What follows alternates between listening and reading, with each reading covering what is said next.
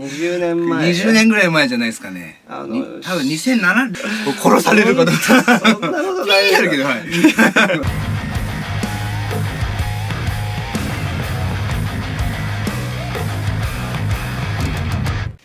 どうもヘブンズダストのシンです。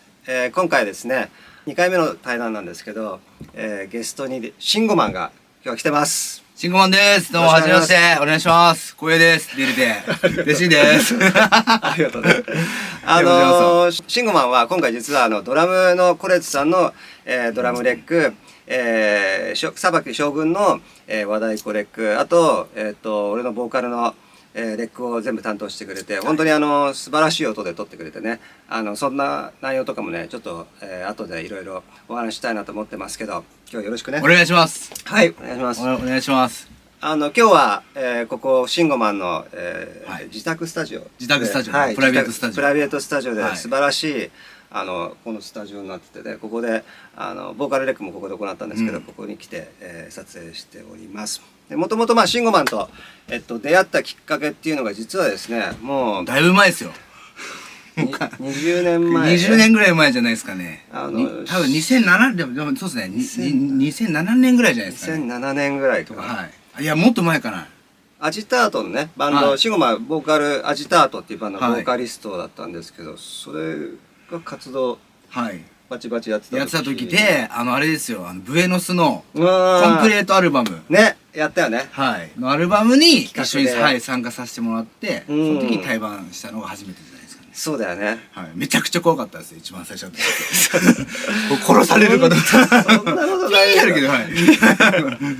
俺もシンゴマン覚えてるのが、そのブエノスの、イベントで、一緒にライブして、その打ち上げかなんかで、ブエノスもう今ないんですけど、こう階段ね、階段でこう、下のホールの方に下がってくるときに、そこですぐ目の前にこうバーがあって、俺そこでバーでね、一人でこう、そんな友達もいなかったから、一人でお酒飲んでたら、シンゴマンがそのブエノスの階段を降りてきてね、すごいもうオラオラして、こんななんか肩こうやって歩いてて。確かに尖ってましたよね。誰にも負けたくなかったし。なんだこの怖い人はと思ったのが、思い出ね、最初の。僕も同じ感じでしたよ。シンくんオールバックで、やべえ、超怖えっていう。あれで、しかもね、ガイズの、アジタート、ギターがガイズの寮。寮ですね。うちも先日レコ発ライブでガイズと出演してもらったんですけど、そこのギターの寮とね、一緒に。寮がもともとアジタートのギターで、そこからガイズに寮は入っていくんですけど。アジタートはどれぐらい活動してたの？アジタートは一番最初始めたのが2004年ぐらいなんで、そのベースのケイスケってやつがいて、そこの中学校の後輩で、地元で、ちょっとバンドを始めようかっていうよくあるやつです。リンキンパークのコピーが始まったりとかして、仲間でやるみたいな。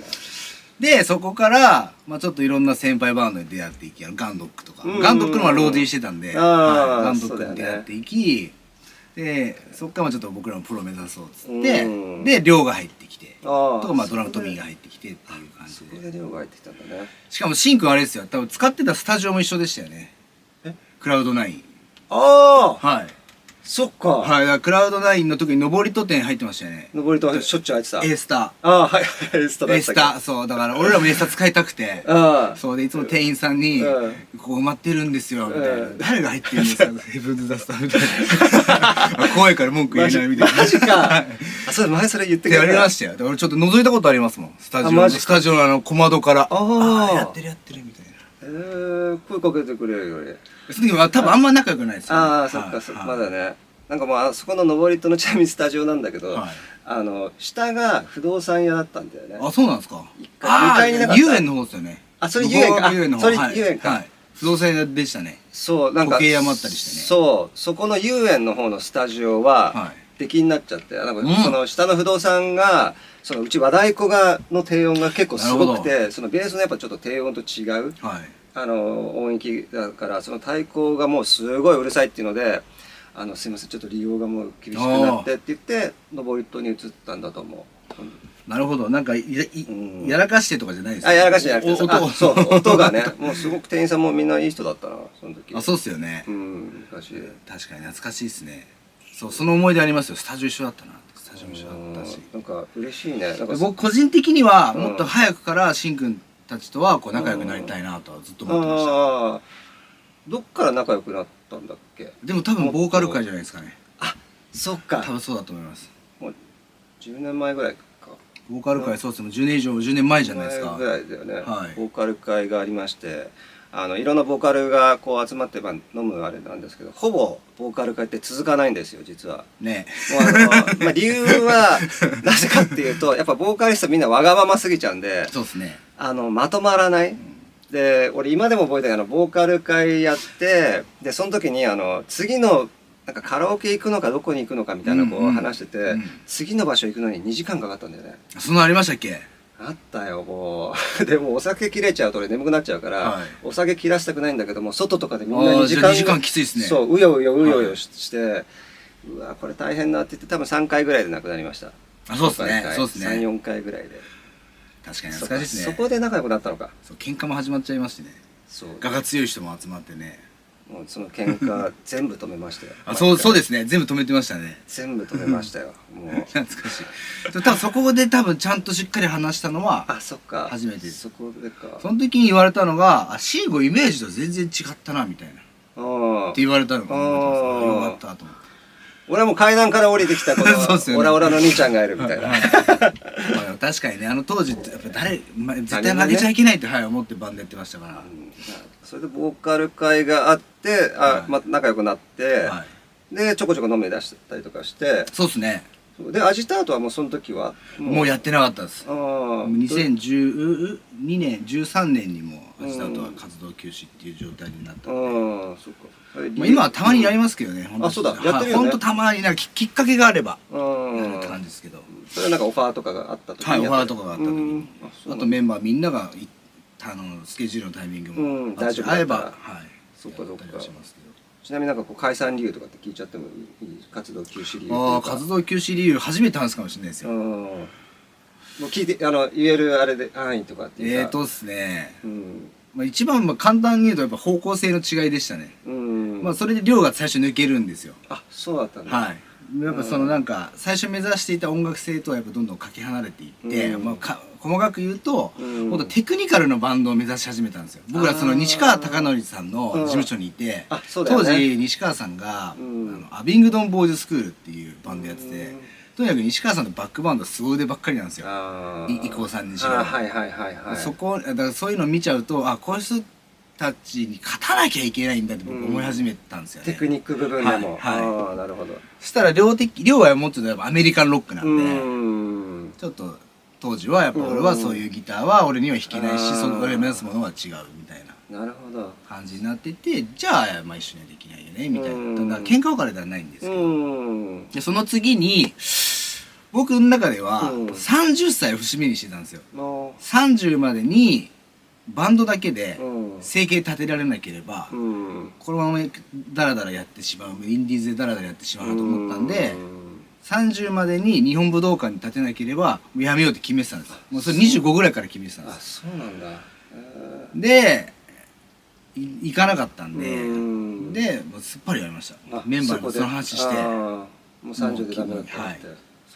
期限が来たからって一旦やめるっつって、その後家の仕事継いだりとかして、一応音楽全部やめたんですよ30で。あ、そうなんだ。未練残しちゃうと思ったんで、音楽やめて親父が電気系のパチンコ屋さんの設備工事みたいな仕事をして、今も僕やってるんですけど、継いでここからまたねそれ復活するにも理由があって、僕はその設備工事で何もシーンとしてるところでこう電気工事してるわけですよ。あそこ BGM 音楽とかない？ないんですよ。そしたらたまたま違う業者の人がラジカセ持ってきたんですよ。そしてそれでウルフルズの「ガッツだぜワーフル魂」とか、あとなんか坂本九さんの「明日がある明日」が流れた時に背中めっちゃ押されたんですよ。音楽ってやっぱ人の背中を押せるんだみたいな。そのタイミングでそのベーシストの伊藤さんからちょっとアレンジ案件をやれないみたいな。慎吾まだ機材持ってないかみたいな。機材はまだありますみたいな。そしたらちょっとアレンジだけやってみようよみたいな。っていうのをきっかけに今こうなってったって感じです。それじゃあ30でそれ終わってそれ何歳ぐらい、そのガッツだぜ聞いてその横尾さんにそれ32ぐらいですかね。2年ぐらい2年ぐらいもやってなかったと思いますね。ああそっか。でもやってたかな、ブル8の案件だけやってたんで。ああなるほどね。はい。そっかそっか。でもその節目でしたね。それで30でやめてって感じでしたね。すごいね。なんかしかもさ、曲がねまたいい名曲のこの後押しさせるガッツ出せとかさ、ガッツはいそうなんかそこら辺もやっぱなんか音楽って素敵だなと思うよね。そうですね。やっぱ元気与えるっていうかね。だから休止した時間が逆に良かったなと思いましたね。多分ずっとダラダラやってたら多分ウルフルズ響いてないんで。ああそっか。なんだこのアレンジとか思って多分ジャンル列もあったりするんで、はいはい。そうだよね。そっかそっか。やっぱやめてからね。まあ、分かる。うちも結局7年間ぐらい、まあ、今回コロナ、があったりとか、まあ、うちのドラムが病気になっちゃったりとかして、音楽できなくなってでまあちょっとこうやりながらもこうなんだろうなそこまですごく大きな情熱もなんかなくなってるような感じもちょっとあって、だからこう活動休止っていうかまあちょっと止めることになっちゃったけど、やっぱそれがなくなるとありがたみっていうか、まあ、コロナになって特にねやっぱこうありがたみが本当に分かるよね。人と人のこのつながりのありがたみだったりとか、まあ、音楽でもうその時なんかそのインスタライブコレッチさんとこうやったんだけど、なんかソロとかで自分でレックしてこうリリースはしてたんだけど、こう2人で初めてこうセッションというかね、こうやった時にちょっと鳥肌バーって立って人と音楽合わせるって全部自己完結で終わってたから、ソロは。なんか人とこう生で演奏してこうやってやるってすごい嬉しい喜びがなんか出てブワーってこうもうインスタライブでただアコギでやってるだけなんだけど、立ったの覚えてるね。やりますよね。久しぶりにやるとね。なんかこのなんだろうなこのねレックでただ単にこうやって音合わせてこうできたとかじゃなくてね、こう生のこのじゃあ今ここでこういう感じだねとかっていうのがこうアイコンタクトとかね、なんかそういうのでこうつながりが分かるっていうかね。あれがバンドの良さとかね、はい、セッションの良さですよね。じゃあそこからね、じゃあ郁夫さんきっかけでそうやってアレンジとかやってってでもうここのスタジオ。そうですね。でそのタイミングで、僕はサインサウンドっていう、まあそのまあトップエンジニアっていうんですか、トップレコーディングエンジニアの会社があって、そこの当時代表だった原さんって人がいるんですけど、その人がアジタートのミックスしてくれてたんですよ。その原さんからもオファー、はい、うちの会社でそのアレンジャーとしてやってみないかみたいな。それがずっと重なったんですよね。なんかまだそうやってなんか声かけてくれるの嬉しいなと思って、じゃあできる限りちょっとやらせてくださいっつって、でそれでレコーディングを学んでいくんです。なるほどね。作曲以外でも。それでエンジニアとして。そうですね。はあ、そうだったんだ。そこからで今もねここの素晴らしいスタジオ。そうそう。いやその前に一個大事なのありますよ。これ言っとかなきゃいけないんですか。僕その前にあれさグリーンっていうじゃないですか。グリーンのジンくんが師匠です。あ、そうなんだ。はい。でジンくんのスタジオもこんな感じなんですけど、もっとすごいんですけど100倍ぐらい。ジンくんに一番学んだって感じです。あ、そうなんだ。はい。一番最初のアジタートのプロデューサーはジンくんだったんで。あ、そうなんだ。はい。それこそガンドックのPTP ですよね。K 君がそうだよね。K 君に僕は英語得意じゃないんで、英語で歌うのやめろって言われたんですよ。で日本語で俺のために曲書けって言われて、それ書いて曲なんですよ。ニュースターティングロードっつって君のために With your song ってなんですよ。君のために K 君のためなんですよ。それをデモで作ってったらすげえ喜んでくれたんですよ。K がはい。めっちゃいいじゃん。その場でジン君に電話し始めたんですよ。で慎吾って後輩がいるからジン君ちょっとレコーディングしちゃってよみたいな。でそこでジン君に出会っていってスタジオプロデュースしてもらってみたいなっていう感じが一個前にちょっと結構もう日本のトップのねそっちの人たちにじゃあ学んで。そうですね。そういうきっかけがあって、だからこんないいスタジオなんだね。そうだ、こういうふうになってったっていう。もうだってこの間うちらがレコーディングしてる時とかもね、このスピーカー1個もうね数百万とか。そうですね。スピーカー今150万ぐらいするんですかね。150万ぐらいのスピーカー200万ぐらいと思いますね。スピーカーだけで。いやだけどもうめちゃくちゃいい音でした。当たり前ですけどね。その低音がここまでこだわって作れるやっぱ聞こえるから、そうですね、低音のこだわりとかもね、やっぱり作れたりしちゃうよね。はい、普段のこのヘッドホンだけとかで家のスピーカーだけでじゃわからない場所までねこうつっついてくれるっていうか、からのここですか。そこですね。すごいな。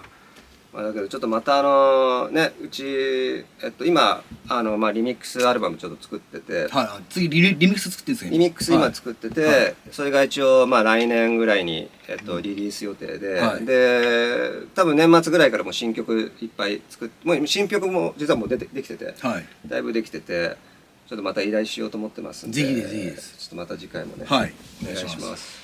ということで、まあこの後ですね、今度は慎吾のYouTube ぜひです。はい。慎吾の来てくれますよ。はい、YouTube チャンネルで、このヘブンズダストのね、今回のレコーディングの話とかでいろいろしたいと思うんで、ぜひ、これ見終わった後に慎吾の方の、YouTube に行ってチャンネル登録していいねお願いします。はい、お願いします。はい、今日はありがとうね、慎吾。こちらこそです。光栄です。またやろう、これ。はい、やりましょう。お願いします。じゃあまた。はい、バイバイ。